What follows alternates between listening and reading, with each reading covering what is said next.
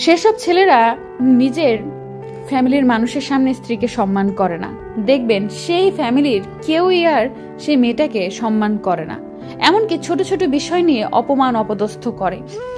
মানুষের ভুল হয়, মানুষ ক্ষমা চায়, ধরুন আপনি ক্ষমাও করে দিলেন, কিন্তু তারপর যখন সেই একই অন্যায় আবার করে তখন কি করণীয়?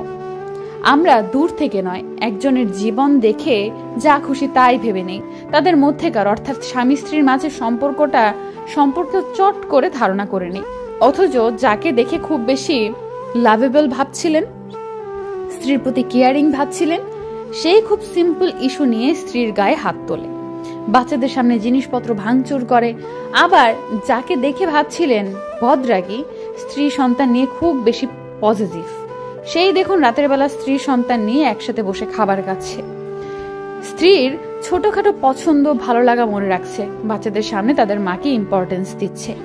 এই যে মানুষের চরিত্রের দুটি দিক, দুটি অধ্যায়, এগুলো এক পক্ষের দোষ দিয়ে হয় না, এর পেছনে আরেক পক্ষ থাকে, জানেন তো, তৃতীয় পক্ষ।